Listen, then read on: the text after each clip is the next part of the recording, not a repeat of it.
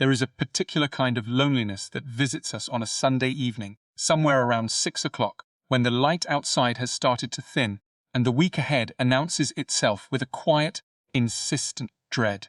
It is in this mood, not in our moments of ambition, but in our moments of exhaustion, that the question tends to arrive: why has it not worked out?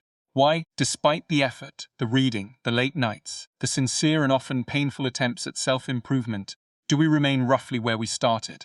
We are told endlessly that success is a matter of hard work, of grit, of getting up earlier than everyone else. And yet most of us know at least one person who works harder than anyone we have ever met, and has, by any conventional measure, nothing to show for it. We know, too, the opposite. Someone who seems to drift through life collecting rewards with an ease that borders on the insulting. Something is clearly wrong with the simple story we have been told about effort and outcome. This film is an attempt to look, calmly and without blame, at why most people never succeed. Not because they are lazy or unintelligent, but because success turns out to be a far stranger and more psychologically demanding achievement than we have been led to believe. The first and most embarrassing reason most of us do not succeed is that we have never properly stopped to ask what success would actually consist of. We inherit our ambitions the way we inherit our accents, without ever quite choosing them. A parent's disappointment, glimpsed once in childhood, becomes a lifelong assignment. A schoolteacher's careless comment becomes the quiet architecture of an entire career choice. We end up spending our 20s, 30s, sometimes our whole lives, striving toward a version of success that was in fact designed by someone else. A version borrowed from a magazine cover, a university reunion, a sibling's LinkedIn profile, and we mistake the borrowed nature of the goal for our own considered desire. It is a strange feature of modern life that we will spend more time choosing a sofa than choosing a career, more time deciding where to go on holiday than deciding what, in the end, we actually want our life to have amounted to. We assume that the big questions will answer themselves, that clarity will simply arrive. It rarely does. It has to be built, slowly, through honest and often uncomfortable self-interrogation, the kind that asks not, what am I supposed to want, but what, when no one is watching and no one will ever know, would genuinely satisfy me. Without that foundational work, we are condemned to a strange fate. We may achieve a great deal and still feel we have failed, because the ladder we climbed so diligently was leaning against the wrong wall. There is a second, quieter obstacle, and it has to do with shame. To try, openly, at something, to declare that we would like to write a novel, start a company, learn an instrument, fall in love properly, is to expose ourselves to a particular danger, the danger of being seen to fail. And so a great many of us develop, without ever consciously deciding to, an elaborate strategy of not trying too hard. We keep our ambitions vague. We describe our efforts as just something I'm messing around with. We make sure, at every stage, that we have an alibi ready, that if things do not work out, it will be because we never really committed, rather than because we tried our best and were found wanting. This is, in its way, a perfectly logical response to a world that mocks earnestness. But it is also quietly catastrophic, because success of any serious kind requires a long, unglamorous period of visible, embarrassing effort. The clumsy first drafts, the humiliating early performances, the business plan that makes experienced people wince. Those who succeed are not, on the whole, more talented than those who do not. They are simply more willing to be seen, not yet being good at the thing they are trying to become good at. They have made an uneasy peace with looking foolish in the present in exchange for a chance at competence in the future. Most of us, quite understandably, find this trade unbearable, and so we protect our dignity today at the cost of our achievement tomorrow. Beneath the fear of trying lies something even older, a confusion planted early in life between what we do and who we are. If, as children, love and approval seem to arrive only when we brought home the right grades or won the right competitions, we may grow into adults for whom every project carries an unbearable weight. Not the ordinary weight of wanting to do well, but the crushing weight of an entire sense of self-riding on the outcome.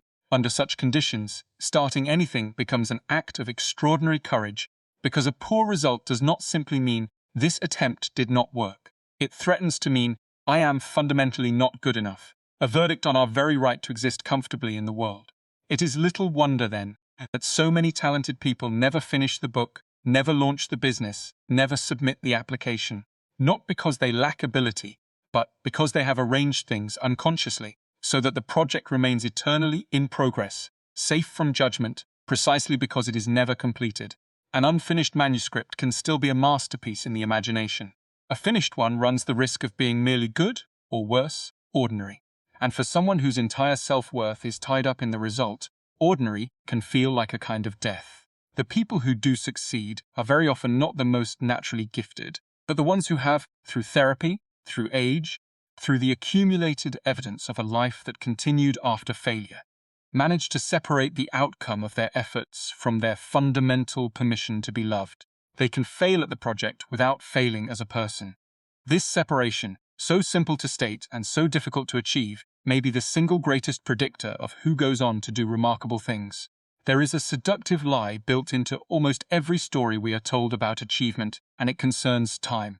We are shown, in interviews and biographies, only two moments: the beginning, full of dreams, and the end, full of trophies. What is almost never shown, because it does not photograph well and does not make for a satisfying anecdote, is the interminable middle. The years of unglamorous, repetitive, often tedious labor in which nothing visibly changes. The obscure novelist rewriting the same chapter for the 9th time. The entrepreneur doing the accounts at midnight for a business that is not yet, and may never be, profitable. The musician practicing scales that no audience will ever hear. Because our culture is so impatient with this middle section, we come to regard our own boredom and frustration as evidence that we have chosen the wrong path, rather than as the ordinary, unavoidable texture of any worthwhile pursuit. We give up not because we have failed, but because we have mistaken the necessary tedium of mastery for a sign that we were never suited to the task in the first place. Those who do succeed are rarely more passionate in the conventional sense. They have simply made peace with the fact that passion, over a long enough timeline, mostly looks like discipline, and discipline mostly looks like doing something you do not especially feel like doing on a rainy Tuesday, for reasons you can no longer fully remember. Even those who survive all of the above face one final, exquisitely modern torment: comparison. We now live with unprecedented access to the curated highlight reels of everyone we have ever met, and a good number of people we have not. We see the promotion, not the year of quiet dread that preceded it. We see the wedding, not the arguments. We see the finished company, not the 3 failed ones that came before it and were never mentioned. And so we come to measure our chaotic, half-finished, doubt-ridden internal experience against other people's polished external presentation. A comparison that is, by design, impossible to win. This matters for success because comparison of this kind breeds either paralysis or despair, both of which are fatal to sustained effort. Why begin a project when someone, somewhere, has already done a more accomplished version of it? Why continue when a stranger's timeline suggests we should already have arrived somewhere we have not? The people who manage to succeed are not, typically, people who have stopped comparing themselves to others.